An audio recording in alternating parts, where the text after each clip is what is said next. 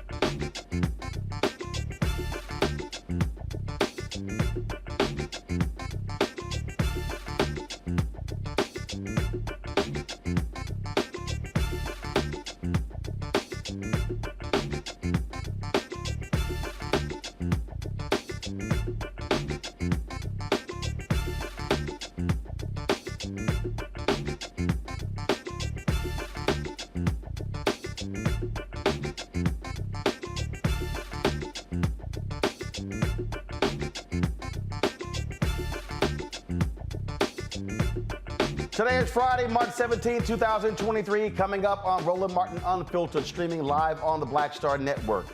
The Republican-led North Carolina Supreme Court, they have reheard arguments from a redistricting case the court ruled on in December when Democrats were in the majority. If the state's highest court reverses this decision, state legislators will determine the electoral districts shifting the political power in North Carolina. I'll talk to a North Carolina state representative about what this will mean for the Tar Heel state. After years of debate about reparations, one city is close to making it a reality, but the San Francisco NAACP chapter opposes the proposed $5 million suggested in reparation payments for descendants of enslaved people. The co-chair of the San Francisco chapter of the NAACP will be here to explain why they want the city to reject this task force proposal. As 3 more people face murder charges in the death of a black man in police custody in Virginia, his family views the security video of the incident that led to his death. They say their son was tortured before he died. Ben Crump, the family's attorney, will be here to give us the latest on that case. In our Education Matters segment, an organization uses books to teach financial literacy and gives out stocks. I'll talk to a Global Children's Financial Literacy Foundation co-founder about how they are equipping kids with financial skills. Also, Lance Reddick, the actor from The Wire and the John Wick series, dies at the age of 60. We'll have that in memoriam. Plus, Vice President Kamala Harris speaks to the Howard University basketball team after their March Madness loss. We'll have that for you as well. It is time to bring the funk. I'm Roland Martin Unfiltered on the Black Star Network. Let's go. He's got it. Whatever the miss, he's on it. Whatever it is, he's got the scoop, the fact, the find. And when it breaks, he's right on time and it's rolling. Best believe he's knowing. Putting it down from sports to news to politics. With entertainment just for kicks, he's rolling. It's on Go Roll, y'all. It's Roland Martin, yeah. Rolling with Roland now. He's funky, he's fresh, he's real, the best, you know he's Roland Martin now.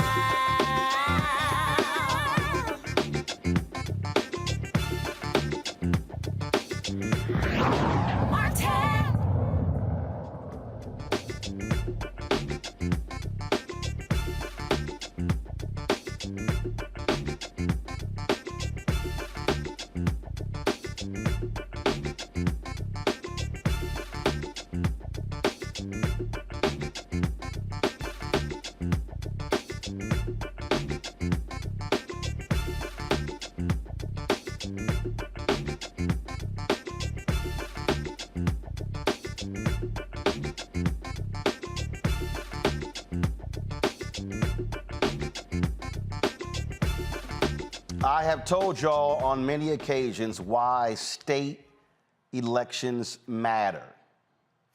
2018, Sherry Beasley runs for re-election on the North Carolina Supreme Court for Chief Justice. She loses by 400 votes. Had Democrats won, they would have had a 6-1 majority on the state Supreme Court. Instead, they had a 4-3 majority. because the Republican who ran against her won her seat. The person who ran for his seat, the Republican, won 4-3. What then happens in November 2022? One of those races, Democrat loses. Now the Republicans have a 4-3 majority on the Supreme Court. Why is that important? In December, with the Democrats controlling the state Supreme Court, they made two crucial rulings on voting rights cases. Here we are 4 months later, and Republicans want to reheat. Now, they made a decision. They made a decision. Now the Republicans want to rehear the cases. So if anybody tells you there's no judicial activism on the side of Republicans, that is 100% lie. This is a perfect example of the North Carolina Republicans rehearing cases that were just decided in December, y'all, 4 months ago. Why is this important? Because the Republicans in North Carolina, in the legislature, have been passing laws to limit black folks from voting. Let me go back. 2008, then Senator Obama wins North Carolina by 14,100 votes. It was one of the highest turnout elections in North Carolina history. Republicans said, oh, hell no. We can't have these black people voting like this here. Voter ID laws. Start closing polling locations. With the laws, what then happens? Numbers drop, states solidify power. More Mondays is launched. They're out there protesting. They start clawing back. They again get control of the courts. What do the courts decide? Racial gerrymandering. Rule against voter ID laws. This is how Republicans wield power on the state Supreme Court. And so now, they decided we're going to now rehear the cases. Now, the case also pending in the U.S. Supreme Court, Moore versus Harper, which shot down the state's legislative drawn congressional districts and those maps for being too partisan. Again, Republicans want justices to throw out that decision and allow the legislature to redraw all three seats of the maps for the next election cycle. Again, why is this? Because North Carolina now actually has balance among the congressional districts. Republicans do not want that. Joining us now is North Carolina State Representative Amber Baker. Representative Baker, glad to have you here. This has been a constant battle over the last 15 years in North Carolina as Republicans have used the state Supreme Court to lock in legislative rulings, and they have hated when Democrats rule against them when they control the Supreme Court. Yes. Again, thank you, Roland, for always having me on to help me keep people informed as to what is happening down here in North Carolina. And as you've said so many times before, and it is certainly true, North Carolina is the state to watch in terms of what the Republicans are doing. We're the litmus for the madness that they're trying to spread across of the United States. And as you said at the top of the hour, our state constitution provides a clause that says that we should have an opportunity to participate in free elections, and that any maps that are drawn for Congress and for the state House and Senate should be drawn in such a way that it allows our voters to participate in the process.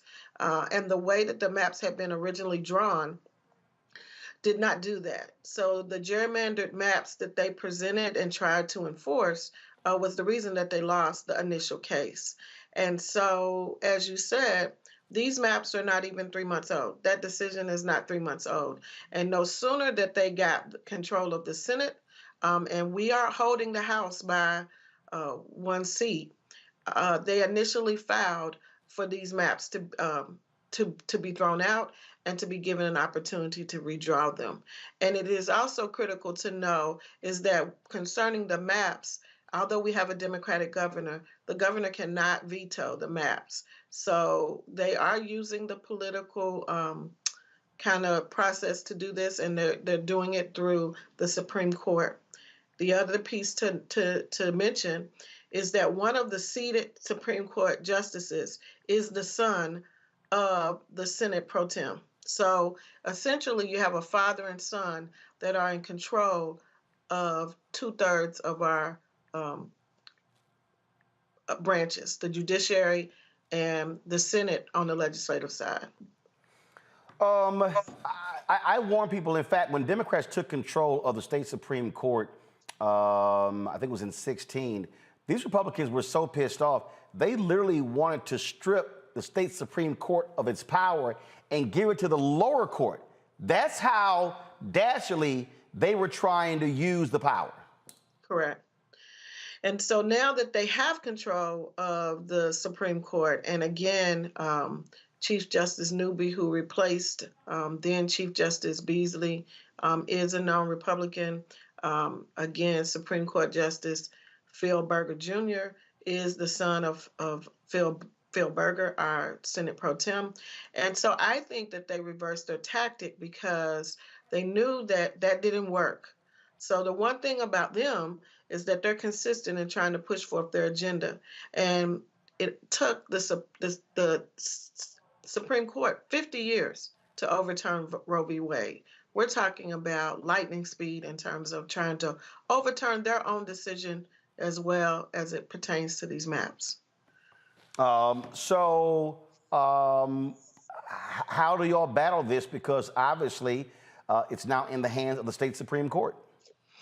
So we are waiting for the decision. We expect that we should hear their decision soon. And back to your point about elections having consequences, we pretty much have our hands tied. We cannot veto this decision. The governor has no control over this, and right now we don't have control of the Senate. The Senate is in supermajority, and we are barely holding on. It is a 1-vote margin in the House to be able to stop some additional bad bills. So I will say this: that the maps is the big prize, but you need to know that coming behind those maps are the voter ID laws that we were able to uphold the governor's veto on, the abortion rights issue in the state.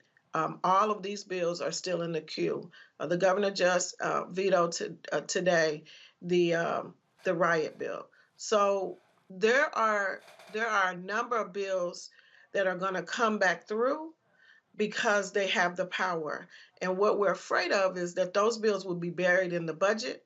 We were able to pass Medicaid expansion, and so we passed that outright. But I do think that buried in the budget will be many of these bills that will be companion bills that will continue the assault on our voters, on our Black people, and on continue to disenfranchise us as a group of people. Last question for you.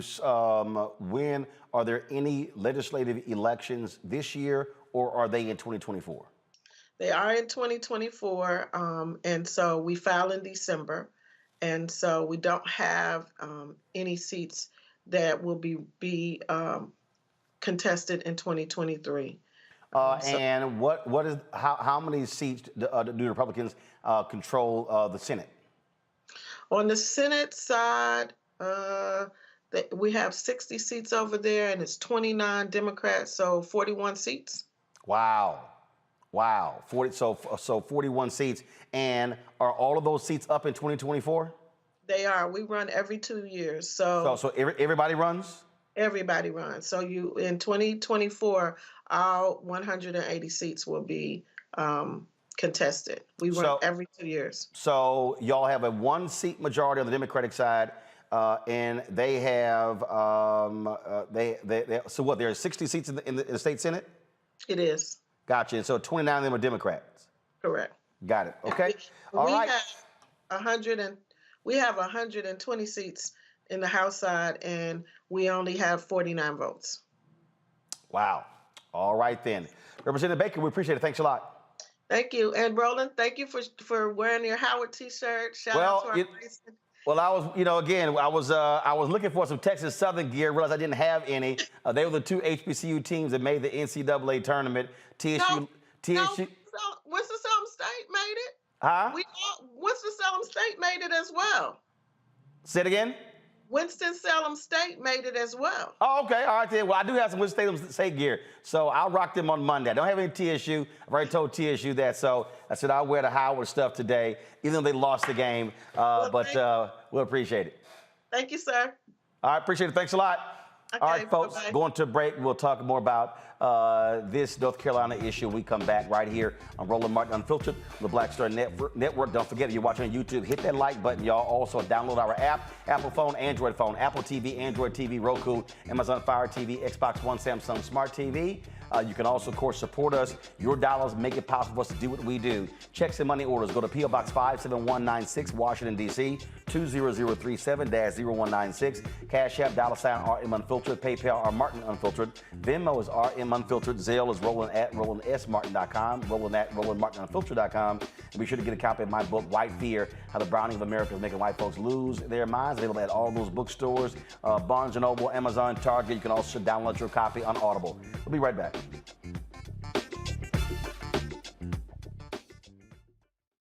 On the next Get Wealthy with me, Deborah Owens, America's Wealth Coach, the studies show that millennials and Gen Xers will be less well off than their parents.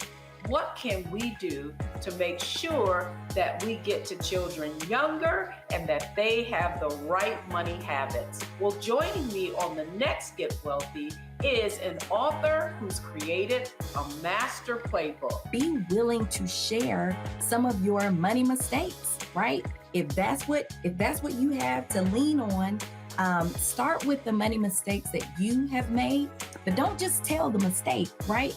Tell the lesson in the mistake. That's right here on Get Wealthy, only on Black Star Network.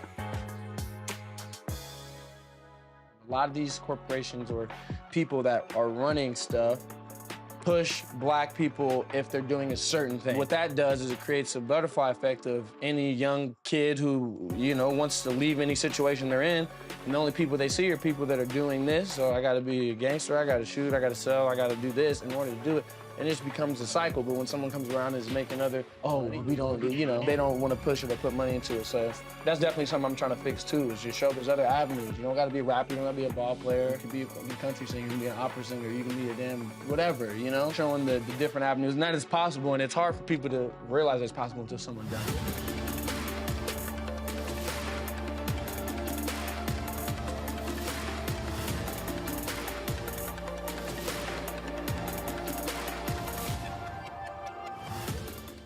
Hey everybody, it's your girl Lunel. So what's up? This is your boy Earthquake. Hi, I'm Chaley Rose, and you're watching Roland Martin Unfiltered.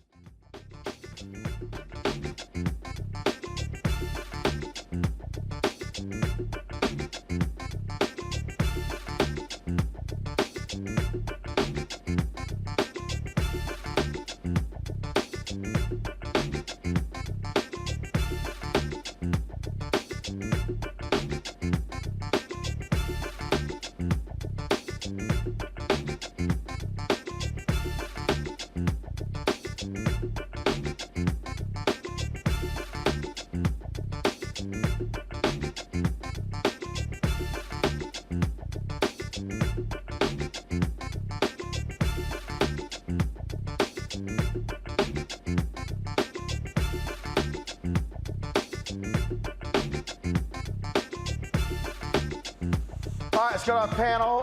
Matt Manning, civil rights attorney out of Texas. Also, Michael Imhotep, host of the African History Network show out of Detroit. Glad to have both of you here. Matt, I'll start with you. I've walked through this repeatedly, and this is what I'm trying to get people to understand. And let me just go ahead and be clear. I had some dude on Twitter. Let me find his name. Yeah, I'm going to name check him. Because he said really one of the stupidest comments, and I keep telling y'all why you can't listen. So some dude named Carrera Harris, okay? And so this is what, let me go ahead and see if I can I got to show y'all this here because this is a perfect example of what I keep telling y'all about these simple Simons who don't know nothing about politics. And it really gets on my nerves. They don't know nothing about politics, but they love saying dumb stuff where they somehow think they smart. So this is what he tweeted right here. Used to watch your show all the time, brother, and while I disagree with Dr. Umar's incendiary language about you, the reason I personally stopped watching was because it did seem like you had an agenda behind your content. And I said, yeah, I do have an agenda. I said, my agenda, black people. And so he then says, hold up, let me pull this up. He then says, the agenda is always in lockstep with the Democrat Party's agenda. And I think we can all see that neither party really has a, quote, real agenda for our community. Respectfully, brother, but I see this is the part where you are trying to shame or engage in ad hominem, right? And then other people started commenting. See, what I just explained to you is a perfect example where I've said to people, hey, somebody's gonna win. Mm-hmm. It's gonna be unless, like in Washington State and California, where they change it where the top 2 vote getters or go on to the general election. Races are gonna come down to a Democrat or Republican. And in the case of North Carolina, let's be real clear, when it comes to who wants to keep black people from voting, it is the Republican Party. A 3-panel federal judge panel concluded there was a laser-like precision in the targeting of black voters by North Carolina Republicans. So for all y'all people, Roland Martin, you shilling for the Democrats. For all y'all who listen to all these so-called new black media fools, let me show you again. Right now, in North Carolina, Republicans want to keep black people from voting. So when they got control of the legislature, they passed laws against black people. When they got pissed when Democrats, let me say it again, for all you simple Simons, when the Democrats took over the state Supreme Court, they ruled against racial gerrymandering. They ruled against voter ID. They ruled against all of the things Republicans wanted to do. Who ruled for them? Democrats.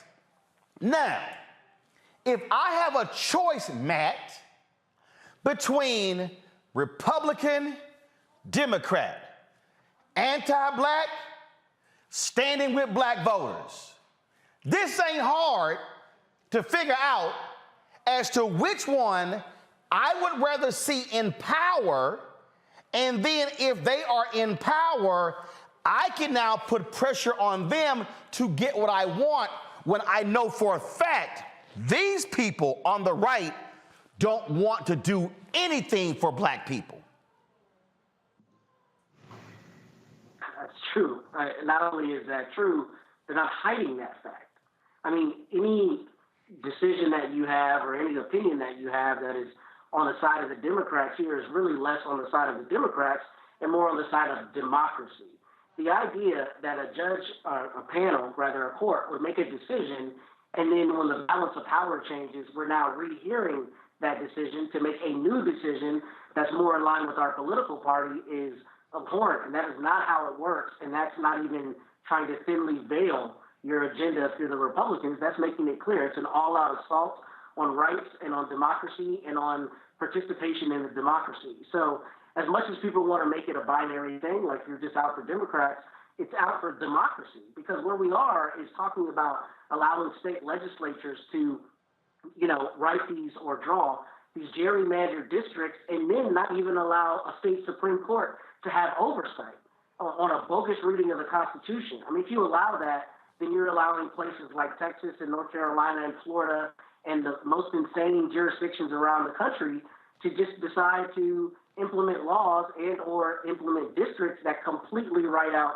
people, which is exactly what North Carolina is trying to do. And the irony of all of this is the founders, James Madison and some of the others, were completely against state legislatures having this much power because they didn't trust that they would work in their national interest. And this is obviously the case, not as it relates to the national interest, but as it relates to the participation of everybody in the democracy. They are clearly trying to cut out black people, and I don't know how anybody can miss that because they're very obviously making that clear.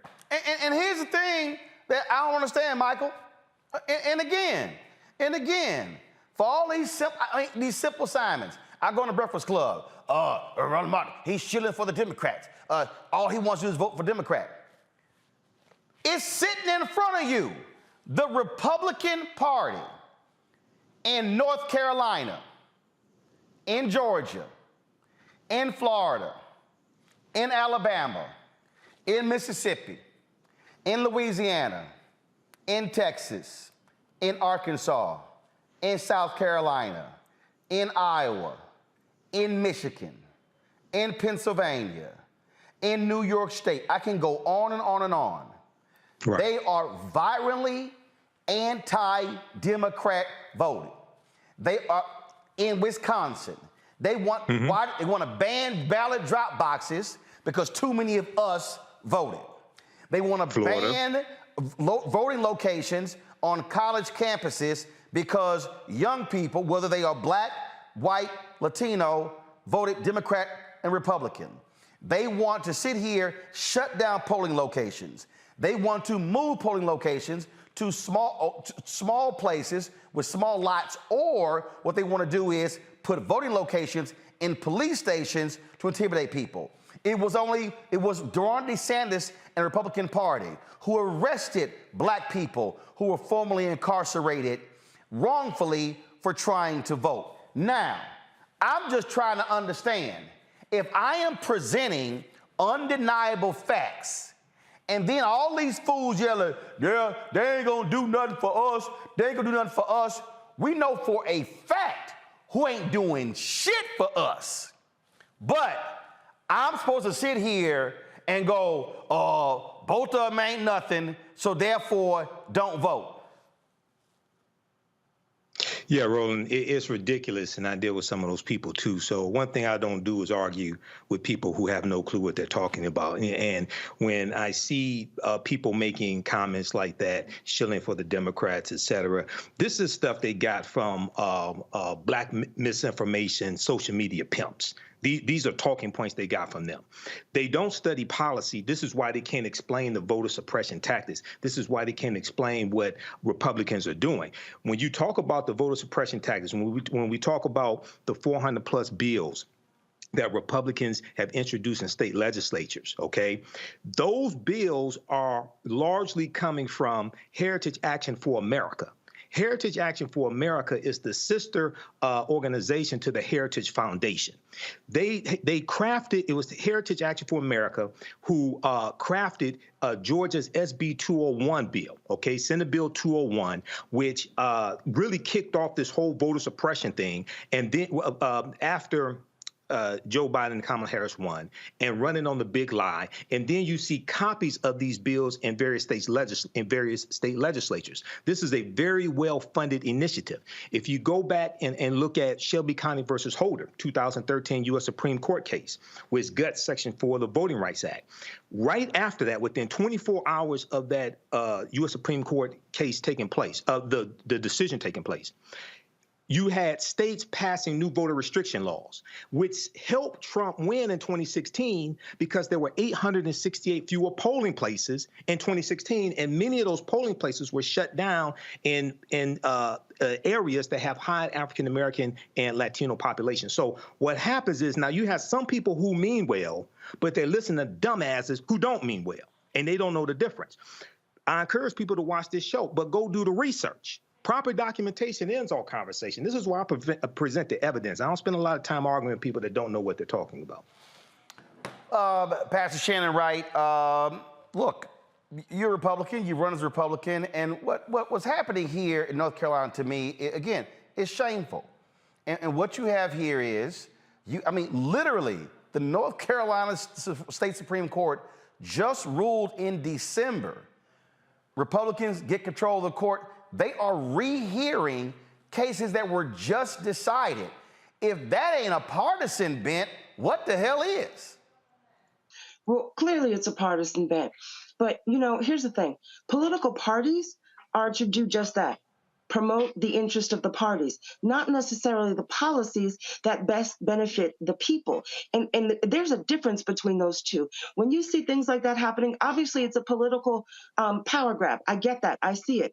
That's happening everywhere. But until people, as the gentleman said, actually educate themselves on the issues, on the laws, and on policies, and what benefits them and what doesn't, we're going to continue to see things like this. But in the case that was happening there in North Carolina, here's my problem. My problem is these people are specifically targeting black people. Federal judges ruled they were targeting black people. They changed the early voting rules in North Carolina after determining that 70% of black people voted early voting in North Carolina. So Republican North Carolina are undeniable. They are targeting black people. That, to me, is shameful and despicable. I would agree. I think any party, any place where you actually target people to say that the rights that folks shed blood, sweat, and tears to get to be able to vote, where you're going to try and play some gamesmanship to be able to take that right away is wrong, period. And they're mad because black people turned out for, here's the deal. They are mad because black people turned out in massive numbers for Obama in 2008, and they made clear, we ain't gonna let that happen again. Hold tight 1 second. I got to go to a break. You're watching Roland Martin Unfiltered on the Black Star Network. Back in a moment. When you talk about blackness and what happens in black culture, we're about covering these things that matter to us, speaking to our issues and concerns. This is a genuine people-powered movement. There's a lot of stuff that we're not getting. You get it, and you spread the word. We wish to plead our own cause. Too long have others spoken for us. We cannot tell our own story if we can't pay for it. This is about covering us. Invest in black-owned media. Your dollars matter. We don't have to keep asking them to cover our stuff. So please support us in what we do, folks. We want to hit 2,000 people, $50 this month, raise $100,000. We're behind $100,000, so we want to hit that. Your money makes this possible. Checks and money orders go to P.O. Box 57196, Washington, D.C. 20037-0196. The Cash App is $RM Unfiltered. PayPal is R Martin Unfiltered. Venmo is RM Unfiltered. Zelle is Roland@RolandSMartin.com. Coming up on the next Black Table, a conversation with Professor Howard W. French on his new book, Born in Blackness, covering 600 years of global African history and helping us understand how the world we know today is a gift from black people. There could have been no West without Africa and Africa. That's on the next Black Table with me, Greg Carr, only on the Black Star Network.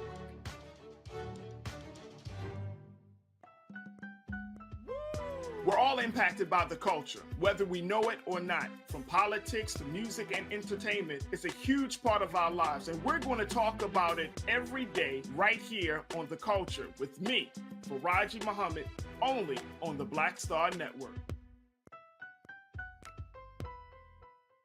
Hi, I'm Eric Nolan. I'm Shantae Moore. Hi, my name is LaToya Luckett, and you're watching Roland Martin Unfiltered.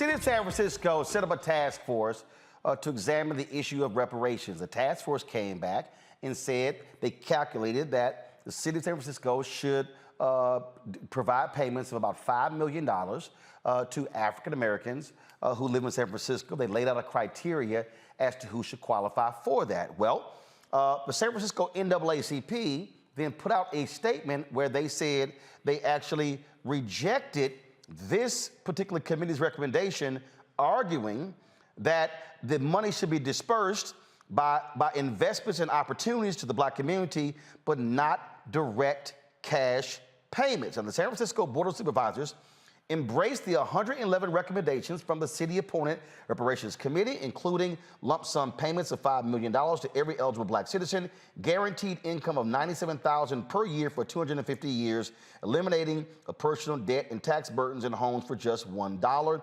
The San Francisco Reparations Committee's final report is due on July 1st. Joining us now is the president of the NAACP chapter there, also a member of the San Francisco Reparations Task Force, Reverend Dr. Amos Brown. Doc, glad to have you on the show. So first, Thank you for the opportunity.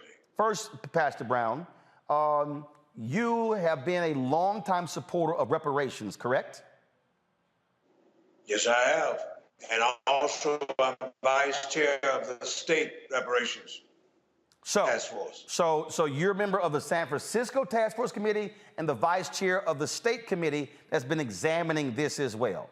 A lot of people have been blasting you and the chapter for this particular statement, saying, how dare you oppose the money going direct as opposed to the 5 areas that y'all outlined. Why has the chapter taken the position to oppose the committee's recommendation of direct payments as opposed to the 5 areas y'all laid out? Let me give you some clarification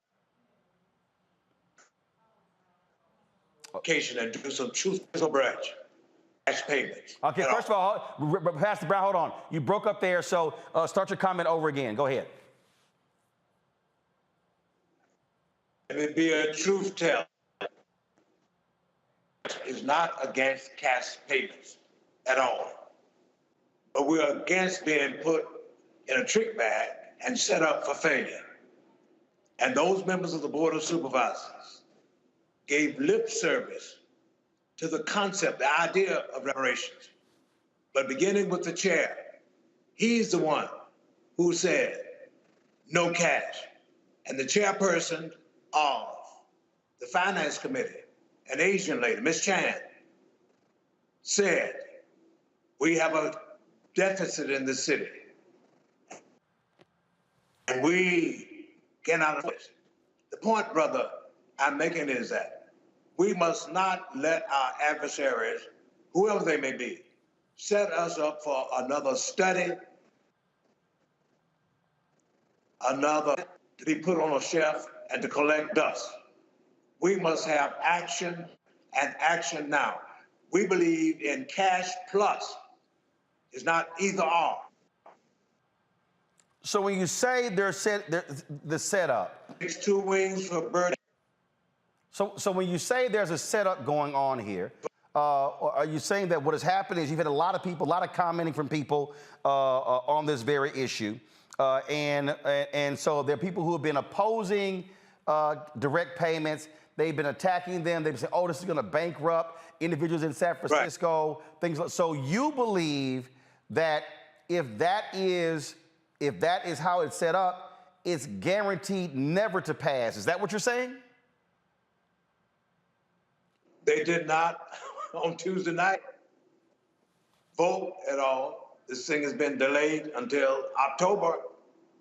And I feel that we should not be delaying doing the right thing. Dr. King said the time is always right to do right.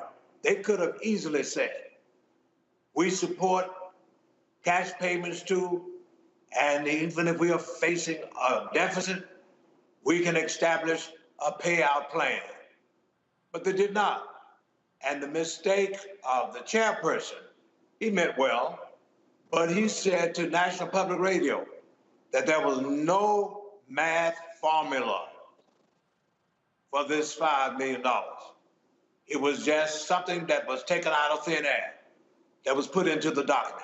And that was unfortunate, for then the general public began to focus on the 5 million with no plan. And even if we had a problem with the deficit, somebody should have said, we can get from the private sector monies to establish a reparation fund. We have billionaires in San Francisco per capita than any major city in the United States, according to a recent study.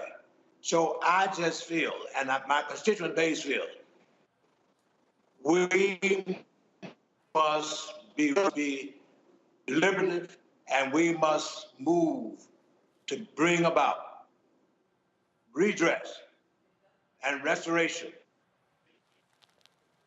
So Black people in the city and these. All right, so Dr. Brown, so here's the deal. Guys, go to my iPad. This is the press release that was sent out, and this is where I think there's confusion.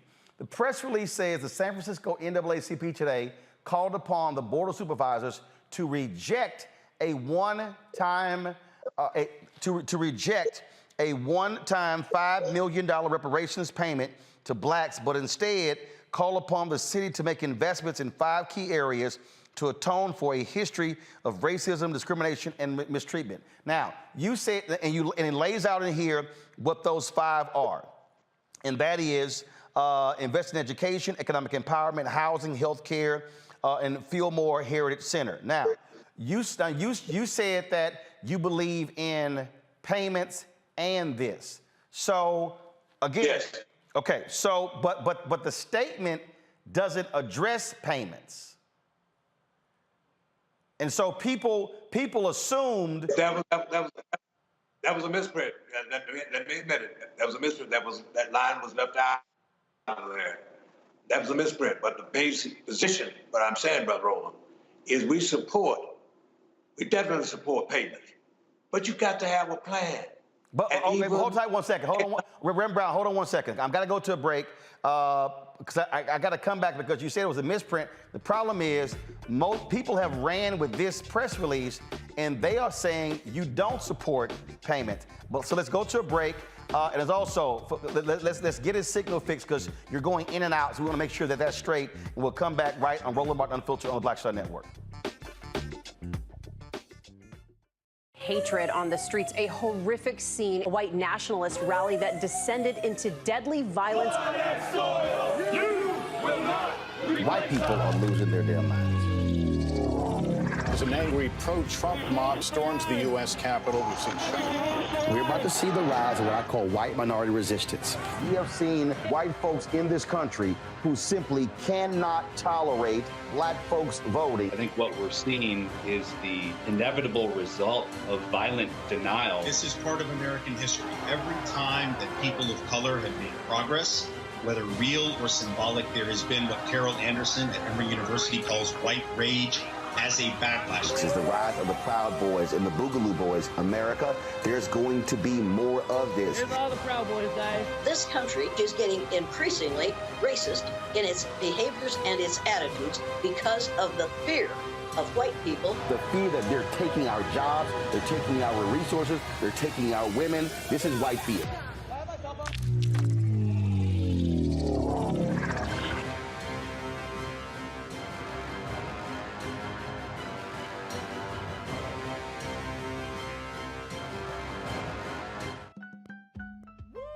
We're all impacted by the culture, whether we know it or not. From politics to music and entertainment, it's a huge part of our lives, and we're going to talk about it every day right here on The Culture with me, Faraji Muhammad, only on the Black Star Network. On the next Get Wealthy with me, Deborah Owens, America's Wealth Coach, the studies show that millennials and Gen Xers will be less well off than their parents. What can we do to make sure that we get to children younger and that they have the right money habits? Well, joining me on the next Get Wealthy is an author who's created a master playbook. Be willing to share some of your money mistakes, right? If that's what you have to lean on, Start with the money mistakes that you have made, but don't just tell the mistake, right? Tell the lesson in the mistake. That's right here on Get Wealthy, only on Black Star Network. Hi, I'm El DeBarge. Hey, yo, Peace World, what's going on? It's the Love King of R&B, Raheem Devon, and you're watching Roland Martin, Unfiltered.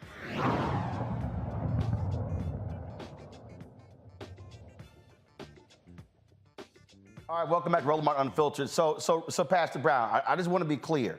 Go back to my iPad. The statement that was released, the headline says, San Francisco NAACP rejects $5 million reparations payment to blacks. And then it says it in the so you're saying that this statement that was released publicly, this statement is wrong. That's right. So the San Francisco NAACP supports direct payments plus investments to the black community. That's right. And in the 100 plus recommendations, some of the same things are listed. What we introduced in 2019. You see, I introduced the idea of reparations to this community. On the 30th of July, 2019, our national convention in Detroit, Michigan. So let there be no mistake about it. We support cash plus. And so the state, so you support the $5 million, but you also to individual African Americans, but you also want further investment in black institutions.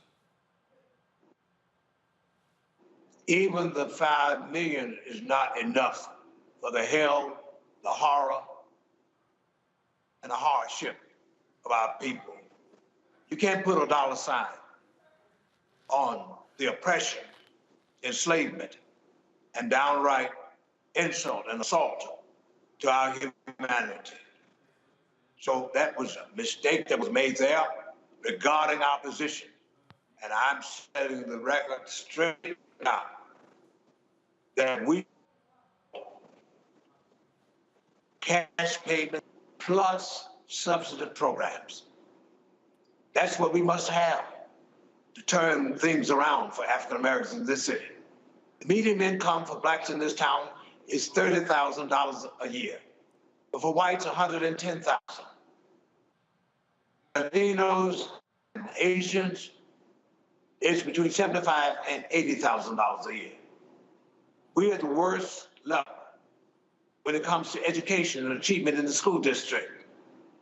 We still have the challenge of not being able to get jobs and our fair share of contracts from the public and private sectors, even with all the infrastructure work that's now going on in this city. You don't see blacks handling this heavy equipment.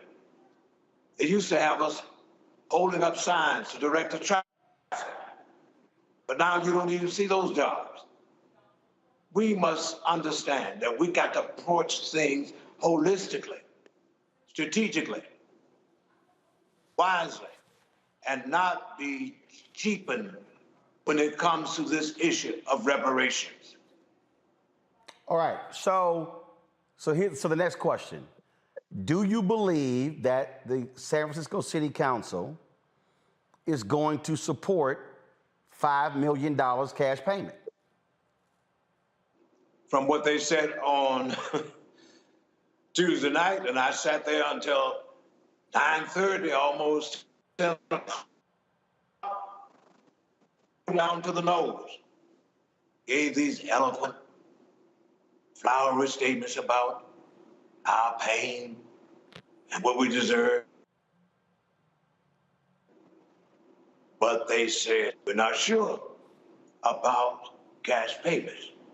And in addition to that, one of the members, to be exact, Mr. Dorsey, the newest member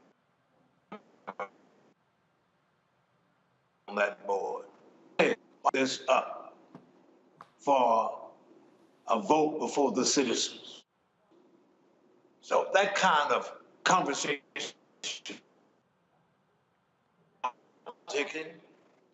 watch out. So when is this? They be tricked. So when is this vote supposed to take place? It is really, they put it off, Brother Roland, until October. Okay. And even the budget of the city will be adopted at the end of this June. So the money has got to come from somewhere. And this is the reason why there should be right now. So our people will not be misled. They will not be set up assuming that a check is going to be cut for them and cause us to be frustrated, angry, and sad again with disappointment. That's what our basic concern is. And it's unfortunate that this matter went out about the $5 million. The chair said there was no mathematically, and also to say that this is just a figure that was thrown out there. Okay. All right. That's what makes it. All right, Reverend Dr. Brown, we appreciate you joining us. I wish we had a better connection. Thank you. It was difficult, but we got the gist of what you said. We appreciate it. Thanks a lot. Michael, I'm gonna start with you. First of all, this is going exactly like we've always said it was going to go. That the moment you begin to put numbers out there, you're going to then face resistance. This also was a big screw up by the San Francisco NAACP. So you put a statement goes out saying they oppose direct payments. It's in the headline. Everybody runs with it. They're blasting the NAACP. Now Reverend Brown has to come out and say, no, that was a mistake. And so the chapter needs to be reissuing a statement or something along those lines because this is what people believe. Yeah. So first of all, Roland, we talked about the San Francisco Reparations Task Force yesterday on Faraja Muhammad's show, The Culture, right here on your network, the Black Star Media Network. And I've been following what's going on with California and San Francisco reparations. There were over 100 recommendations that were given at this meeting that just took place on Tuesday. What's happened, and there's been a lot of reparations activists, as well as Dr. William Darity, who've been critical of this $5 million number because it's taken, first of all, it's unrealistic. It's totally unrealistic. San Francisco is dealing with a $728 million budget deficit over the next 2 years, okay? $5 million per, and there's about 50,000 African Americans in San Francisco.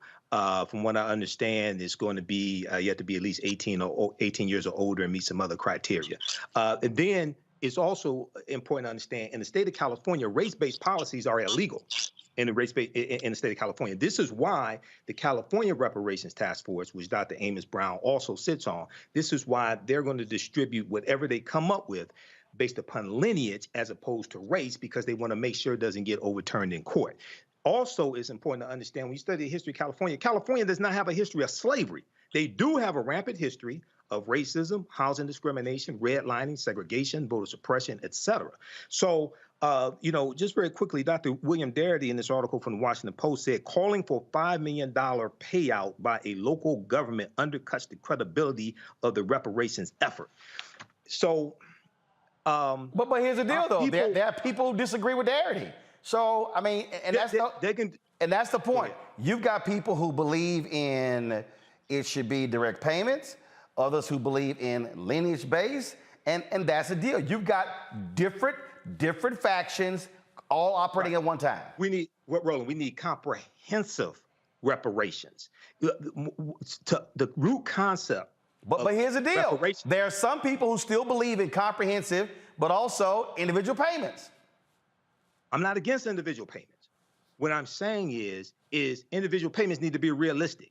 Thinking that they're going to give $5 million to every black person who's 18 years or older in San Francisco is totally unrealistic. That ain't happening. And what happens is it distracts from other recommendations that are realistic, that could be attainable, and people just focus on the $5 million. And when they don't get it, then they just want, a lot of them just want to throw up their hands. Okay, so we really have to, this is why we really have to understand history, but also understand law and really how to get something that is really realistic and achievable, and make sure it does not get overturned in the court, because they're going to file lawsuits to block this, just like the lawsuits filed when it comes to student loan forgiveness in President Joe Biden's executive order. And we want to make sure that we're on strong legal footing, so whatever gets passed at the city level doesn't get overturned in the courts. All right, hold tight 1 second. Got to go to a break. We'll come back. We'll hear from Shannon and Matt Banning on this very issue, folks. Don't forget, download our app, Apple phone, Android phone, Apple TV, Android TV, Roku, Amazon Fire TV, Xbox One, Samsung Smart TV. That's the Black Star Network, curated by Roland S. Martin. Also, if you're on YouTube, hit that like button, folks, so we can easily get past 1,000 likes. We'll be right back on the Black Star Network. Black Star Network is here. Oh, no punch! I'm real revolutionary right now. Thank you for being the voice of Black America. All momentum we have now, we have to keep this going. The video looks phenomenal. See, this difference between Black Star Network and Black-owned media and something like CNN. You can't be Black-owned media and be scared. It's time to be smart. Bring your eyeballs home. You dig? On the next A Balanced Life with me, Dr. Jackie, re-entry anxiety. A lot of us are having trouble transitioning in this post-pandemic society and don't even realize it. We are literally stuck between two worlds, in purgatory. How to get out of purgatory and regain your footing and balance. What emotions they're feeling and being able to label them, because as soon as you label an emotion, it's easier to self-regulate. It's easier to manage that emotion. On the next A Balanced Life on Black Star Network. On the next Get Wealthy with me, Deborah Owens, America's Wealth Coach, the studies show that millennials and Gen Xers will be less well off than their parents. What can we do to make sure that we get to children younger and that they have the right money habits? Well, joining me on the next Get Wealthy is an author who's created a master playbook. Be willing to share some of your money mistakes, right? If that's what you have to lean on, start with the money mistakes that you have made, but don't just tell the mistake, right? Tell the lesson in the mistake. That's right here on Get Wealthy, only on Black Star Network.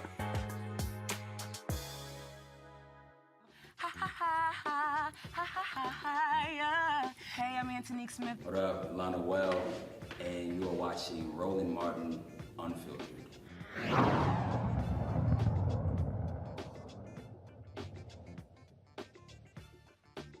All right, so the San Francisco NAACP puts out a statement saying that they oppose direct payments of $5 million to San Francisco residents for reparations. Reverend Dr. Amos Brown just came on our show. He's on that task force in San Francisco, vice chair of the California task force. He says that was an error. That was not the case. They support cash payments plus. This was all the sort of back and forth. City Council is going to actually make a determination about this possibly in October. Shannon, your thoughts again. I mean, so here we are where this committee comes up with a number. Now everybody's talking about, hey, it's unrealistic. Others will say $5 million is not enough money. So your thoughts about this whole reparations battle there in San Francisco? Even with inflation, wouldn't 5 acres and a mule been cheaper? I mean, had things been done correctly way back, we wouldn't still be having this argument today. Right, but but here's the deal, though. It wasn't done correctly, so this is where we are now. No, and I get that. But in terms of the $5 million, if it was indeed an arbitrary number, which unless there's a formula out there, it obviously was, there was never any intention on doing anything with it. If you pick a number without a formula and just put it out there, it's because you have no intention on giving a dang blasted dime on any part of this. So to have an argument about whether it should be direct payment or it should be this or should be that, you need to be looking at, was it ever real to begin with? And I don't believe it was. I see that there have been several different proposals. I see that there's some folks that want direct payments, some folks that talk about lineage, some folks talk about infrastructural investments, fixed education, and all those things. But all of those things should have been going on to begin with. The fact that we are still in a place of having these conversations mean there is no real interest by the folks that have the ability to make the difference to actually do so. Matt? Yeah, I mean, I echo some of those sentiments. I don't think it was ever really going to happen. But the bigger question here is, reparation should be reparative, right? So a one-time payment, I don't think is good. Well, I think a one-time payment is good, but I don't think that should be the end-all, be-all. So I like the idea of cash plus. But beyond that, I like the idea of there being some actual institutional changes, which sounds like what the NAACP is advocating for. But what I found to be a big slap in the face here is that, city of San Francisco, like Michael was saying, has a huge deficit, but it doesn't make sense to me that that's also the place where you have the most billionaires and they don't have a way to figure out, one, a better formula, and two, a more workable way to do it. And I don't anticipate that there would be necessarily private investment, but the bigger issue with me for reparations overall is that, when the government wants to do something, it figures out how to do it, i.e. bailing out banks. But when it comes to a longstanding debt, i.e. reparations, we always get mired in how are we going to do it and the legal issues and all of that, when the basics of it, from a morality standpoint, is that this is something that should have long ago been done, and it should be something that should be a primary concern. So I don't think they have any real intention of paying people $5 million, but they should have an intention of finding a way to balance the scales, particularly with such a great income disparity there. I mean, for it to be $30,000 for Black families and north of $80,000 for Latino and Asian families, that alone is a great disparity, and it seems like something they should be a little more incisive in addressing. All right, folks. Let's talk about the issue of clean energy, jobs, and the environment. Of course, many clean energy companies are talking about, again, clean energy.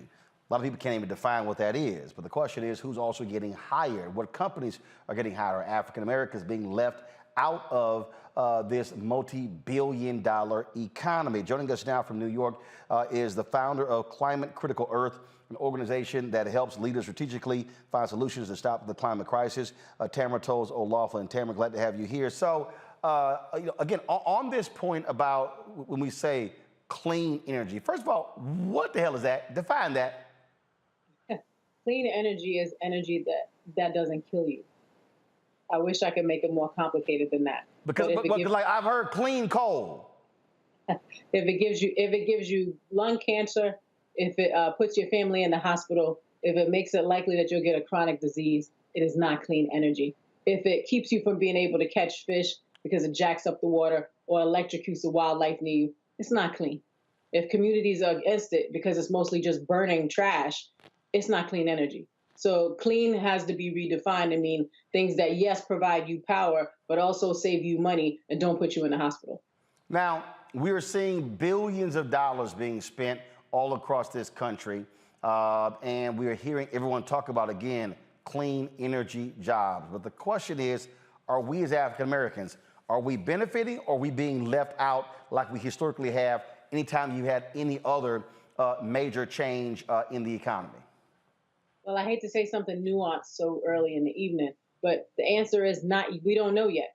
So there are jobs in clean electricity vehicles, there are jobs in technology, there are jobs in manufacturing, whether that's putting up all this new infrastructure, making sure people have electric cars, making sure the batteries get taken out in ways, get made in from ways that don't involve mining. There are lots of jobs to be had. The money hasn't hit the street yet. So whether or not we get the contracts is about whether we are set up for the infrastructure, whether we get the jobs at the other end of it, or about whether we've been training in the right places, whether we're in line to get those dollars and training, and whether or not we actually receive them. All right. So in terms of our capacity, have those companies being created, and who is out there advocating on their behalf to make sure that we don't get left out? I look at what happened with the whole marijuana game, multi-billion dollars, and guess what? We were the ones who went to jail. We couldn't get dispensaries. Yeah, we paid the price and got locked out of the 2 or 3 meetings in the various state houses where they decided who was going to get it. So we do have a lot of lessons to learn.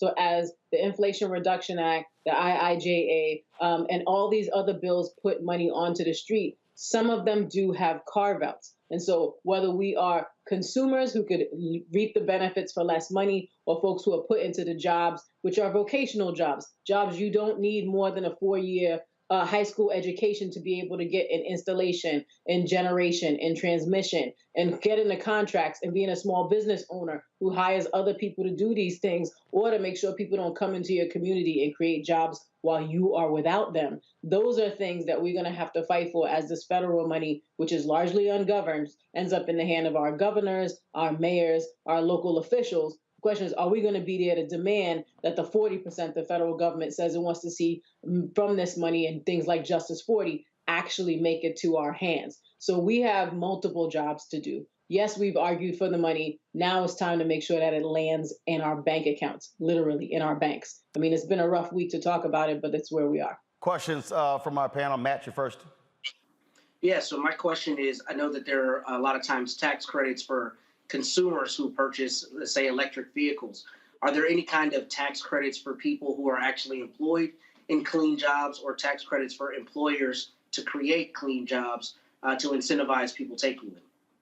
Yes, so the tax credits you're talking about include jumpstart tax credits for new businesses that'll help workers afford the different things we're talking about. It's not just heat pumps and wind and water and solar. We are actually talking about being incentivized so that the money that's moving, most of the money that's in the Inflation Reduction Act, for better or worse, that has to go to Black and brown communities through all the methodology, block grants will be spent. There's $3 billion coming out of every part of the federal government. So whether we're talking about $3 billion for jobs, we're talking about $3 billion for neighborhood access, $3 billion for grants to reduce air pollution at ports, $3 billion for heavy duty vehicles, $3 billion for equity and environmental justice grants. We are the people who make up that work. So if it doesn't hit us, it's not doing what it's supposed to do. So yes, there is money. There isn't nearly enough, but there's more than what would have been on the table if we didn't get into this moment. Shannon? I hear what you're talking about in terms of a lot of this work folks will be able to do with vocational training. But when you look at being able to hire Black and brown businesses, specifically in our urban areas where we need more energy options, we got a lot of broken public school systems. Is there any talk or work about actually changing curriculum, actually improving the public education so that if a company decides to come to Baltimore, let's say, that there is actually a curriculum in the school system to be able to get these children work ready to be able to work in clean energy, to actually qualify for the jobs that are going to be coming?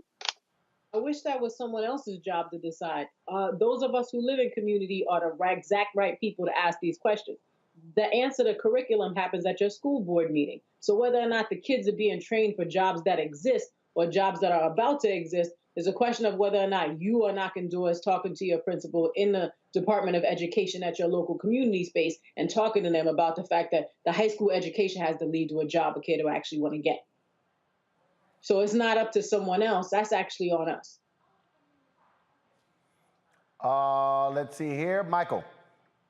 Hey, Tamara. Good to see you again. We both spoke last year at the Midwest Building Decarbonization Boy, ask your question. Equity Summit. So time running out. Ask your question. Okay, talk about African American owned businesses getting contracts when it comes to green energy, things of this nature, okay? Because that oftentimes is something that's left out of the equation. Yeah, so the $3 billion for environmental and climate justice block grants, Black businesses are in the best possible position to get that money because it's about community-led projects in disadvantaged communities, which are very fancy ways to talk about us, right? So flagging for all the reasons that in the last segment you were talking about, avoiding using the magic words, these are dollars that are earmarked for our use. The $3 billion in neighborhood access and equity grants is about transportation access. There are no communities in the history of America other than our indigenous siblings who have ever been involved in more transportation-related harms than anyone else. So we are at the front of the line. The question is, do we have enough businesses to be able to absorb it? The answer is yes. Are we going to be in the middle of the conversation where we're making sure other folks don't swoop in, borrow our cousins, uncles, brothers, and sisters for a commercial, and then take away the money from our communities? also up to us. All right, then. Okay, so if folks want to get more information about this, reaching your organization, where do they go? Climatecritical.earth. So instead of .com or .edu, you can find us. We do a lot of good. We look just like you, and most of us are Black women. So all that talk about listening to us, following us, you can find us at climatecritical.earth. All right, Tammy, we appreciate it. Thanks a lot.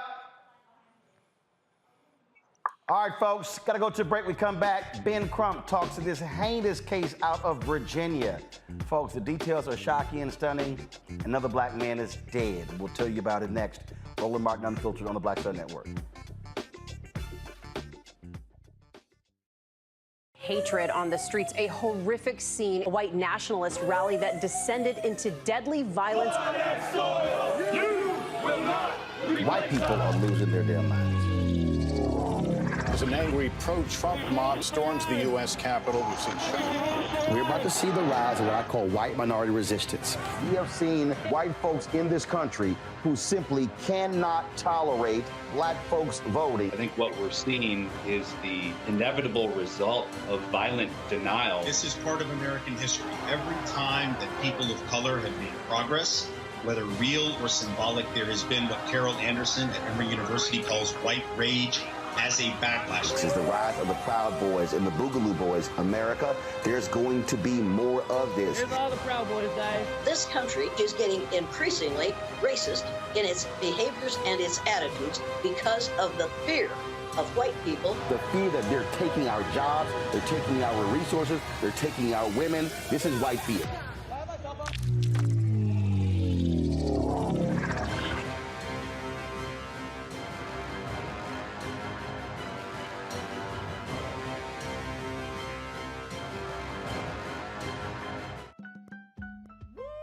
We're all impacted by the culture, whether we know it or not. From politics to music and entertainment, it's a huge part of our lives, and we're going to talk about it every day right here on The Culture with me, Faraji Muhammad, only on the Black Star Network. What's up, what's up? I'm Dr. Ricky Dillard, the choir master. Hey, yo, Peace World, what's going on? It's the Love King of R&B, Raheem Devon, and you're watching Roland Martin Unfiltered.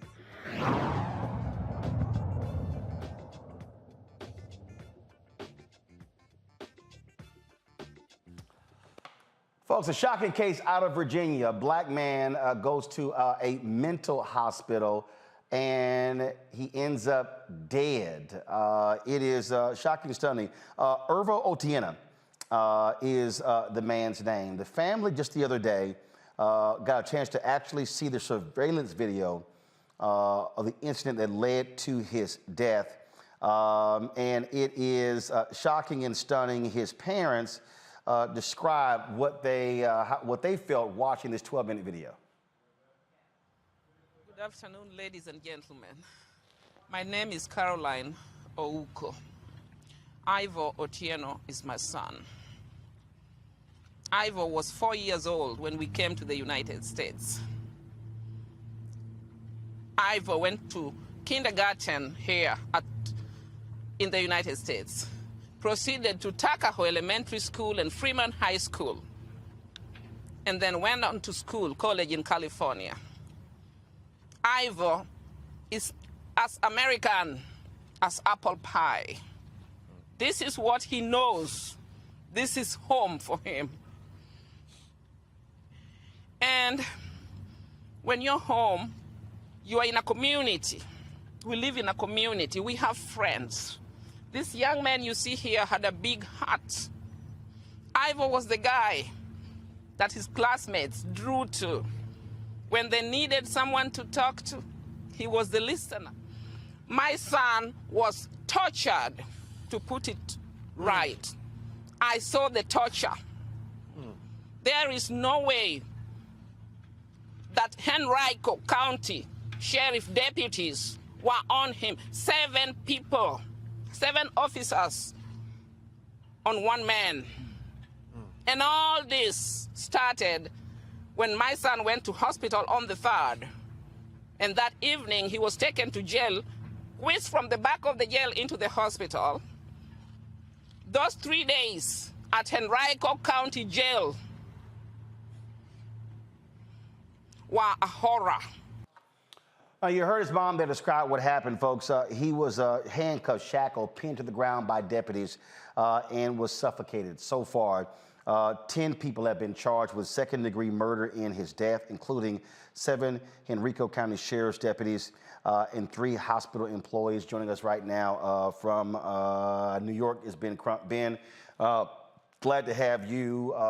This is just, I mean, unbelievable. And what the mother described is just crazy.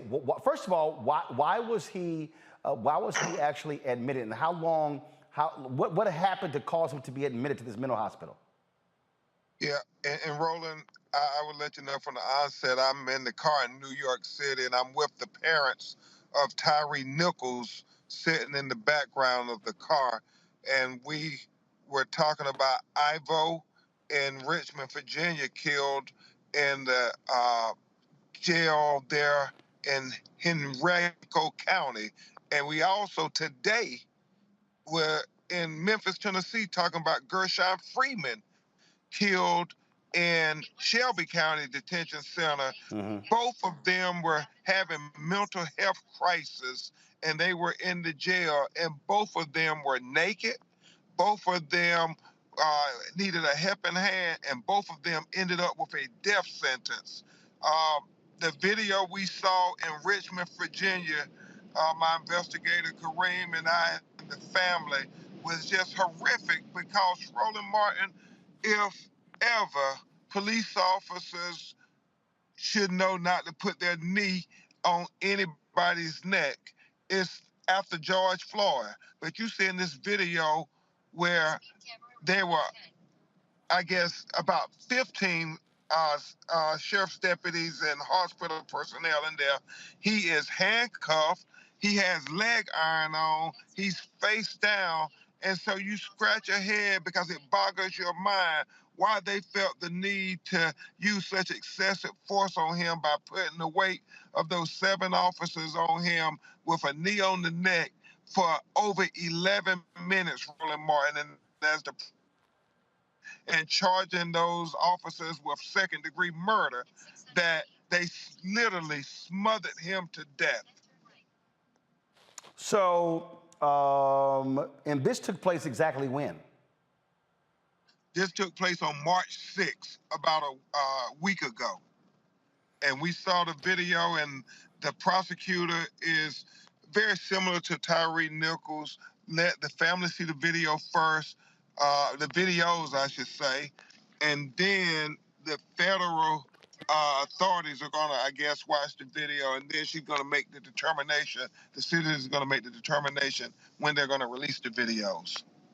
Wow, this is, again, just really unbelievable. And again, it goes to show you what happens to African Americans, whether they're in police custody, whether they're in jails, or whether they're in mental hospitals. Exactly, Roland. And, you know, how many more of these videos do we have to see before we can get this George Floyd Justice and Policing Act bill passed? You know, my heart is heavy as I'm sitting here with Rovon Wells and Rodney Wells in this car thinking about, why did their son have to be a sacrifice to hopefully get this legislation passed? Now we have Ivo Antino. He died in Richmond on video. We're going to see that. We saw the video in Gershon Freeman in Memphis just today. How many more videos do we have to show the American government before they know and finally recognize we have a problem with policing in America? Indeed, indeed. Ben Crump, we certainly appreciate it, man. Thanks a lot. God bless, Roland. And give our best to Tyree Nichols' family. Thanks a lot. Thank you, Roland. Shannon, it is, I mean, these things, it's over and over and over again. And when you hear a lot of these Republican legislators who say, oh, we don't have systemic racism, we don't have systemic bias. I mean, these are just things that actually just happen, but they just keep happening to black people. It just keeps just happens to black folks. So I'm gonna take the politics out of this, because this ain't a political thing. This is a folks that don't look like us, not willing to understand, acknowledge, or deal with the fact that racism does still exist. Do we want to think that I raised our children not to see color? My husband and I both. But that's not the world that we live in. So again, politics removed. All folks that don't look like us, I believe, have an issue of understanding the sensitivity, the culture, and just stop being racist. I spoke at a panel, and it was a political forum, and they asked, how do we change the perception of the racism and rampant racism? I said, okay, it's real easy. Stop being racist. Come to the hood. Don't come and talk. Come and listen. We don't have communication. There are some well-intended folks that really don't see themselves as being a part of the problem, but they are. And then there are those that know they're a part of the problem and are happy to continue to be that. We have to get to a place where we can acknowledge that there is racism and address the root cause why, and then just kind of, fix it. Because again, one of those issues where we're still here talking about it, it still exists, whether you want to acknowledge it or not. But the thing here, Michael, is you can't remove the politics, because the politics comes in when you're trying to fix the problem. And we know for a fact, as Ben Crump said with the George Floyd Justice Act, that was Republican Senator Tim Scott who stood in the way. Democrats were on board. It was Tim Scott and Lindsey Graham. They could not get 8 other Republicans in the Senate to move. It died. Well, not only that, Roland, when it passed the House of Representatives in March of 2021, it passed by a vote of 220 to 212. 212 Republicans voted against the bill, including the black ones. So no Republicans supported the George Floyd Justice and Policing Act. You can't get past the politics on this. Now, one of the problems I would argue is that they need to talk about the white people who are unjustly killed by police and flip the script on Republicans and box them in. And they need to bring in the Fraternal Order Police and the International Association of Police Chiefs, because both of those police organizations supported the George Floyd Justice and Policing Act, and they need to have Senate hearings and House hearings for them to talk about why it was good for everybody. They said it didn't take away from police officers' rights, and it also protected citizens. They need to bring in white crying mothers whose loved ones were unjustly killed by police, and get those white mothers strategically from states whose senators you need, whose Republican senators you need to get their votes to get the bill passed. The way that they're going about trying to get the bill passed, when the majority of the people who have to vote for what you want don't look like you need to have a different strategy, okay? And that's something that's missing here. Personally, no disrespect to the George Floyd family, I would take George Floyd's name off the bill. I would rename the bill the Law and Order Justice and Policing Act. I would flip the script on them. Donald Trump ran partly on the platform of law and order. I would talk about how white people are being harmed unjustly by police in their documented cases, because every year more white people are shot and killed by police than African Americans. And when you look at fatal force, which is the most comprehensive database on police killings from the Washington Post, it tells you each year 50% of the people killed by police are white people. So a lot of people mean well, but to actually get this bill passed in the House and then in the Senate, where you need 60 votes and you're going to need at least 9 Republicans to vote for the bill, the strategy that they're using to get it passed is not going to work. Matt, I think you can rename it. I still think the vote will be the same. I don't know. I think what Michael said is, so compelling, because one of the things I was going to say is I have considerably more clients who are not black than those who are black. Part of that is the demographics of where I live. But the reality is the numbers are that, primarily white people are harmed by the police. So I think. But are white folks speaking up, though? No, not the way they should, because what I see. Go ahead. I'll yield to Mike. No, go ahead. You're the attorney. Go ahead. I'm the historian. You're the attorney. Go ahead.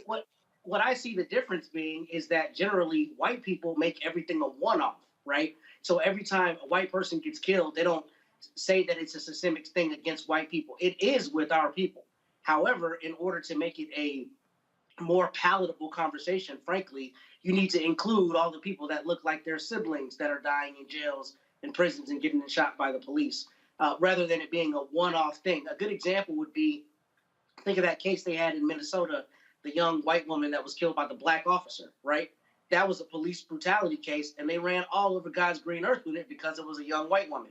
But it was still presented like it was an aberration rather than, something that happens pretty frequently. And I think broadening it to show that people of all colors, especially black people, are being harmed by the police in great number every year is very important to galvanizing that support. But I'll let Michael finish what he was going to say. Roland, very quickly. I got about 20 seconds. 20 seconds. A lot of this has to do with the media. When you read Fatal Force, they document a lot of these police killings. Their dash cam videos, their cell phone videos. Where are the cell phone videos? Why isn't the white-controlled media showing the videos of white people being shot and killed by police? Because if they know that if they did, there'll be an uprising from white people who will call for it to be changed. But as long as you make it look like it's a black issue, and many white people see African Americans as people who need to be policed as opposed to being protected, they will keep the status quo. All right, folks, hold on 1 second. I got to go to a break. If you're watching on YouTube, hit the like button, folks, so we can hit 1,000 likes. Also, download our app, Apple phone, Android phone, Apple TV, Android TV, Roku, Amazon Fire TV, Xbox One, Samsung Smart TV. Don't forget, you can watch us now on Amazon News as well. You got Amazon Fire, click Amazon News. You can also have Alexa play the news from Black Star Network. That's all you got to do is say that, and be sure to support us as well. Check in money orders, P.O. Box 57196, Washington, D.C., 20037-0196. Cash App, $RM Unfiltered. PayPal, R Martin Unfiltered. Venmo is RM Unfiltered. Zelle, Roland at RolandSMartin.com. Roland at RolandMartinUnfiltered.com. We'll be right back. A lot of these corporations or people that are running stuff push black people if they're doing a certain thing. What that does is it creates a butterfly effect of any young kid who, wants to leave any situation they're in, and the only people they see are people that are doing this. So I gotta be a gangster, I gotta shoot, I gotta sell, I gotta do this in order to do it.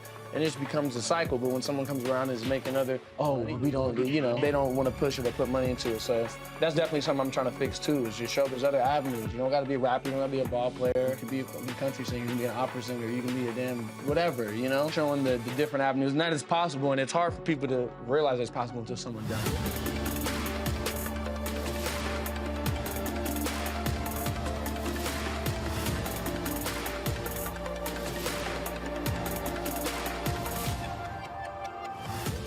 Deborah Owens, America's Wealth Coach, and my new show, Get Wealthy, focuses on the things that your financial advisor and bank isn't telling you, but you absolutely need to know. So watch Get Wealthy on the Black Star Network.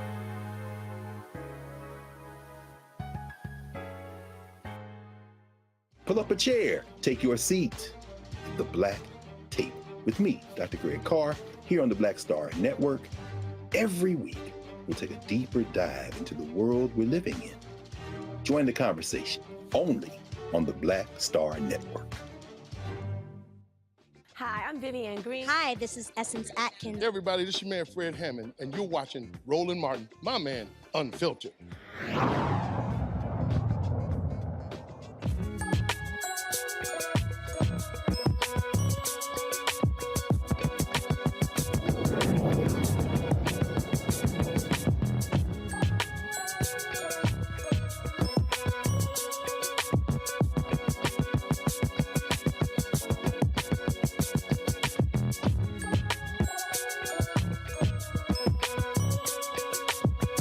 Understanding money, how money works, financial literacy is critically important, and the earlier we are able to get folks thinking about money and realizing how money works, the better we are. There's the Global Children's Financial Literacy Foundation. That's really what their focus is.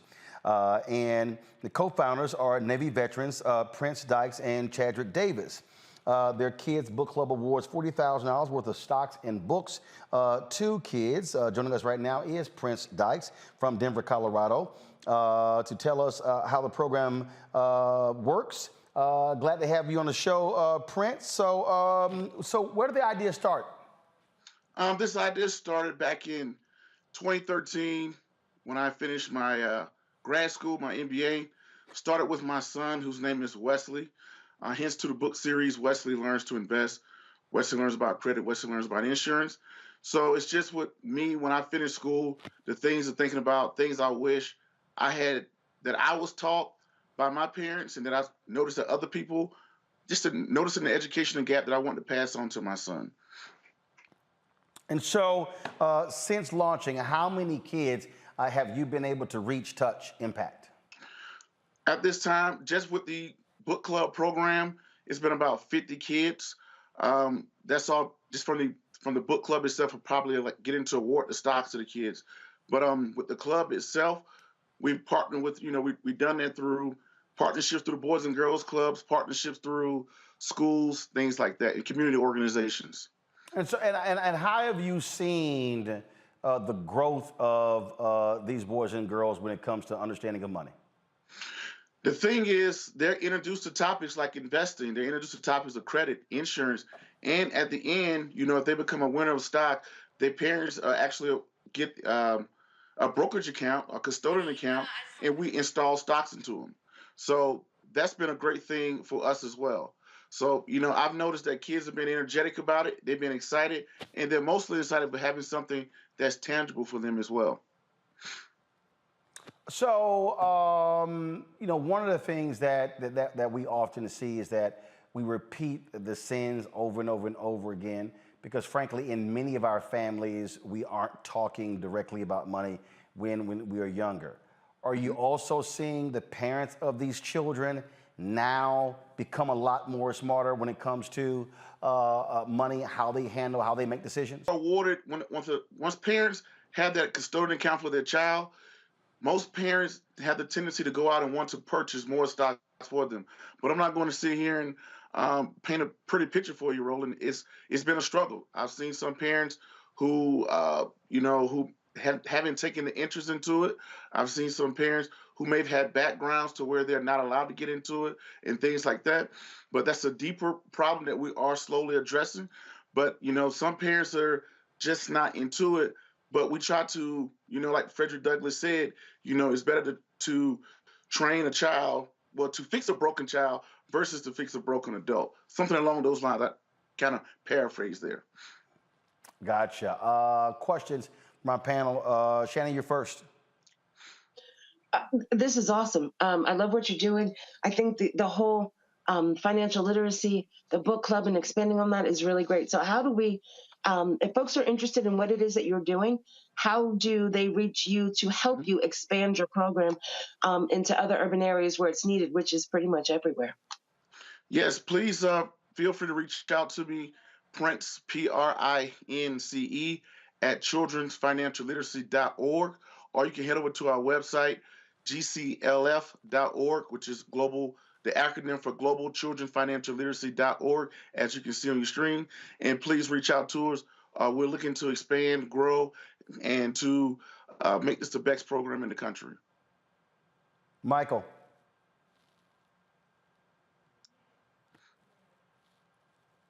Michael, you're on mute.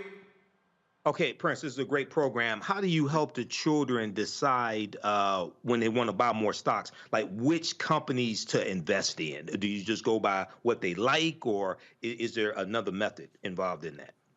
Yes, the first thing we do is to tell kids to start where they spend their money. Excuse me. Start with what they know and start where they spend their money. Like all kids know Nike, Apple, Coca-Cola. Those are stocks we started with kids. Starting with S&P 500 companies that kids know and are familiar with. But we have since evolved into the point now where we award kids index funds that tracks the S&P 500 because we want to make sure we're good stewards of what we award kids, because I don't know what Nike will be in 20 years. I don't know what Apple will be in 20 years. And the last thing I want to happen is to be the one invested into Blockbuster, something like that. So we tell the kids, let's get a basket of the top 500 companies in America via the S&P 500 and have those dividends reinvested.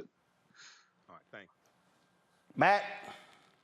So my question is kind of similar. How have you combated the fear that a lot of adults have of the stock market and the misunderstanding of how you can let money work for you? I know there are a lot of adults who are afraid to invest and they'd rather keep it under their mattress thinking that you can't trust the stock market. So how do you combat that with the parents of these children whom you're helping? The thing is, you know, we evaluated that, and when we came into the marketplace, we noticed that there were so many things, not so many, but some things, most of the industry geared towards adults. We felt as though, how did you get to this point? And we knew the reason why people got to this point, they feel so uncomfortable with things, because they wasn't introduced to them as a child. So we tried to, with our book series, you know, with investing, credit, insurance, and things like that, we attack it at the child at the earliest age possible and bring the parents along, because the parents have to participate in order for the child to have a custodian account. So one of the things that we're evolving into is to have parents, teach parents how to open up a custodian account, because like you said, a lot of them are afraid, just like myself, just like my dad. But I think a lot of it is geared towards, we're not introducing to these topics as a child. So we want to do that first and bring the parents along. All right, then. And what is your goal? Let's say 5 years. What do you want to be 5 years from now? My ultimate goal, 5 years, for every kid, when they walk into kindergarten, they have an investment account. We don't want to wait until a child turns 18 years old. Nothing wrong with that. Everybody gives them scholarships. The world, they flood the gates with them with scholarships and grants, loans, things like that. How about we reallocate those resources to kindergartners? So our ultimate goal is, when a child walks into kindergarten, they have a funded investment account. Every year, they get a financial literacy course. So giving them financial literacy with an investment account when they turn 18 years old. So now when they get ready to go off to college, to school, anything like that, this is something that can help them. And they feel like this is not just a pie in the sky theory.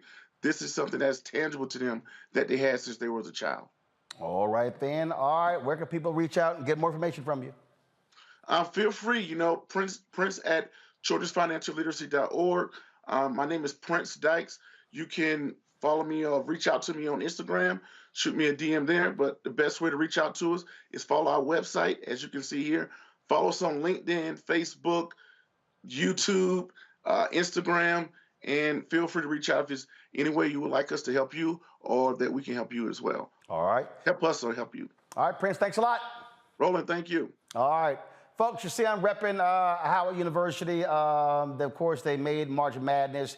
Unfortunately, they lost to the #1 seed Kansas Jayhawks, 96-68. Vice President Kamala Harris, graduate of Howard University, she was in the stands watching the Bison perform. This was the first time they had made March Madness since 1992. So it's been 31 years. And so, of course, Howard folks, what's wrong, Matt? You're shaking your head. What's wrong? First, we had the flyest jerseys in the whole tournament, but just proud to see alma mater doing well as always. Gotcha. Well, trust me, I'm right there with you, because we lost in the first damn round. I don't know how in the hell Texas A&M lost to Penn State. We were 7 seed, they were 10 seed. But after the game, Vice President Harris did have opportunity to speak to the Bison in the locker room. You guys are so good. You guys are so good. You played hard. You played to the very last second. You made all us Bisons so, so proud. You hustled out there. You are smart. You are disciplined. You put everything you had into the game. And you know, that's what it's about, right? Until the last minute. You guys did that. You didn't stop until the last second. You did not stop. And that is so inspiring. So you keep playing with chin up and shoulders back, because you showed the world who Bison are, right? I mean, literally what you have done is in historic proportion. You know, I was at Howard back in the day where we were just happy that there was a game, much less getting to this place, right? And I see Bison literally all over the world, and we've been talking about you, this team, you all, this team, this year, this team. You make us so proud. So I know you may not be feeling great right now, okay? But know who you are. You are excellence. You are hard work. You are powerful, and you are winners. All right? So please know that. Please know that, and I'll see you later. And if you guys ever want to come and do a White House tour with the coach, Where's Coach? There you are. Come, so we plan, if you guys want at some point, right? When it's like when you feel like playing hooky at Friday afternoon, whatever, just come and we'll do a White House tour, okay? All right, I'm so proud of you guys, so proud of you. All right, I'll see you later. Coach, thank you.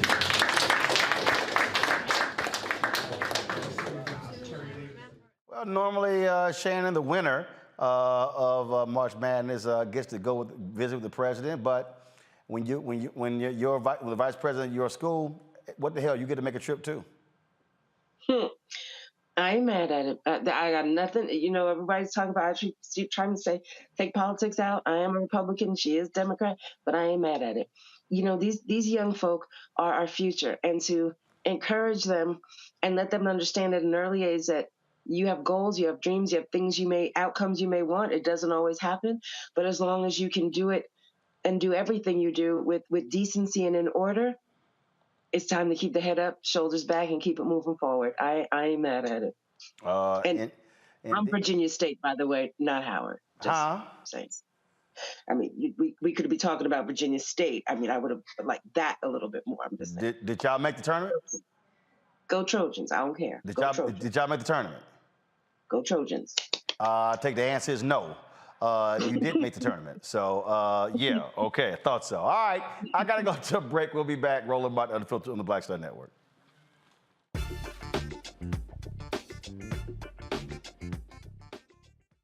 On the next, A Balanced Life with me, Dr. Jackie, Re-entry Anxiety.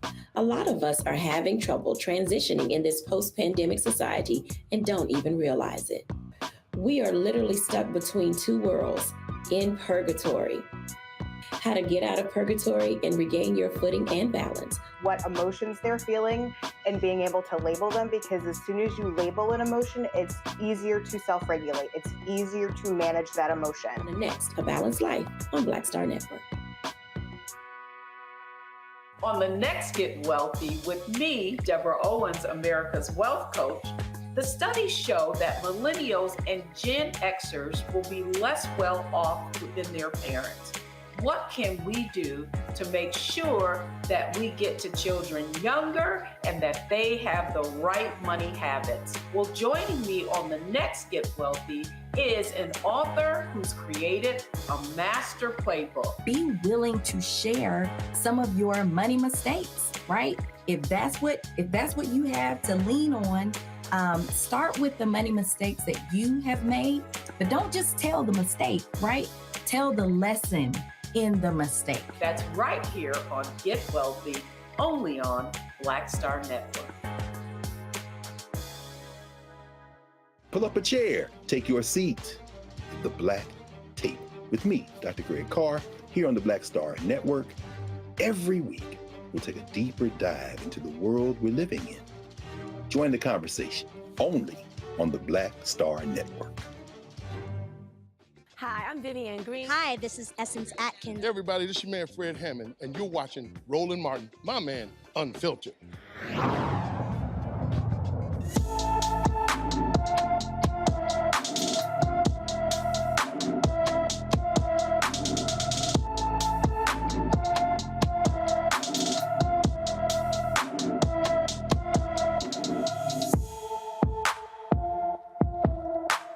Zakiya Harris left her Indianapolis, Indiana home on February 16th, has not returned. The 17-year-old is 5 feet 6 inches tall, weighs 155 pounds, with brown hair and brown eyes. Anyone with information about Zakiya Harris should call the Indianapolis, Indiana Police Department at 317-327-3155, 317-327-3155. Why do people act a fool over parking spaces? A Missouri jury convicted a man of shooting an Amazon delivery driver in a dispute over an accessible parking spot. This is just stupid. Larry Thomason was found guilty of first-degree assault and armed criminal action in the March 2019 shooting of Jalen Walker, who was paralyzed from the waist down. Walker illegally parked his delivery van in an accessible parking spot. When Thomason confronted him, the two got into a fight. Thomason then pulled out a gun and shot Walker in the back. Thomason will be sentenced on May 1st.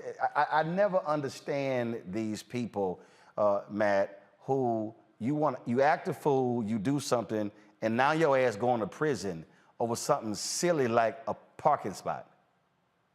Yeah, this is insane. This guy threw away his life over a parking spot. There's nothing to say beyond that, and took away functionally a life in a lot of respects. You know, now this young man is paralyzed from the waist down over something that could have been, maybe express your frustration and let it go on. But this is ridiculous, and this is the kind of thing, unfortunately, I've seen in my practice, where people have just not been able to regulate, and they end up taking away their own lives by poor decisions. How about this one here? A Colorado man faces hate crime charges. This idiot for drawing a swastika and writing anti-black slurs on public spaces in New York City. Not a good place to do that. James Ryan was indicted on 3 counts of criminal mischief as a hate crime and 3 counts of aggravated harassment for drawing a swastika on the gates to City Hall and an anti-black slur on a pillar on December 13, 2021. He also spray painted a large swastika and wrote another anti-black slur outside a CVS pharmacy and the Charging Bull statue on Wall Street. Yep, that's not going to fly in New York City, Michael. No, it's not going to fly in New York City. But see, once again, a lot of these people think they could get away with it, and they're drinking, Trump's juice, and think that they can just do whatever they want to do, say whatever they want to say, and not have consequences. So these hate crimes are on the rise. NBC News just had an article about that. Yep. So yeah, these people need to be held accountable. Sad story out of your city, Baltimore. You have lost one of the strong actors there, Shannon. That is Lance Reddick, 60 years old, star of The Wire, as well as the John Wick series. John Wick 4 actually is out is coming out, and he was found at his home this morning of natural causes. Of course, he starred in more than 60 movies. Also was very, very involved in a lot of video games as well. We had an opportunity to catch up with him on the red carpet at the American Black Film Festival Honors a few years ago. What's up, sir? How you doing? Have we met before? I just seen you. You probably seen me on television or the news, but I've seen you. My wife was a huge John Wick fan. Oh, okay. I don't know if I can keep watching 500 people get killed. Yeah, the numbers seem to go up every movie. Right, and I'm I said, baby, all they do is people getting killed. She's like, I know, but it's great. Like, she's a crazy John Wick fan. Oh, got it. Well, I hope she likes my character, too. Oh, no, she'll enjoy this interview, because I'm talking about, like, owns all 3 Blu-rays. Got it. Yes. And then recorded on the cable. I said, you own the Blu-ray. Yeah, but that's if I want to look for the Blu-ray. Okay. Got to ask you this question. Okay. One night's honorees, the great Lou Gossett. Your thoughts about Lou Gossett? Wow. So many thoughts about Lou Gossett. I mean, he's one of the, it's such a cliche to say, but he's one of those cats whose shoulders I stood on. You know what I mean? I wouldn't be able to be doing this without him. Yeah. One of the, but also, he hasn't stopped. He's still active. Yeah. It's so funny. The last thing I remember seeing him in was Boardwalk Empire. And he killed it. Yeah. Well, I'm glad that they're honoring him so he gets to feel all of that love that's going to be in the room tonight. Yeah, I agree. So it's going to be pretty good. What you got going on? What's next for you? I just wrapped a movie called One Night in Miami that's based on a play. It's Regina King's first film that she's directing. I'm about to start another film. Unfortunately, I can't talk about it yet. It's all good. We just wrapped the 3rd season of Corporate, which is a show that I do on Comedy Central. And then later on this year, we're going to go into the final season of Bosch on Amazon. Okay. Well, good luck with it. We'll be seeing you in all of that. And I'm sure my wife was saying, waiting for John Wick 4. It's a pleasure. It's an honor to meet you, sir. Absolutely. I appreciate it. Thanks a lot. Thank you. Indeed, a great actor, Shannon. Absolutely. You mentioned The Wire and John Wick. I am a John Wick fan. Everybody in my household was a John Wick fan. And the one with the puppy and, motivating the revenge. And it's not just killing. There's actually story there. And his character has a lot to do with the story. But, it's awesome to see folks that don't forget where they're from and give back and invest. And it's sad when we see them leave too soon. Indeed. 60 years old, Lance Reddick. passed away. Matt, Michael, Shannon, we surely appreciate it. Thank you so very much. I'll see y'all again, folks. I got to go. I'll see y'all Monday right here in Roland Martin Unfiltered on the Black Star Network. Off to Dallas, my youngest sister's getting married, Zena. So I'll be, I've been put to work. I'll be videotaping the wedding. I've been doing that for the longest. It's all good. I'll see y'all on Monday. Holla!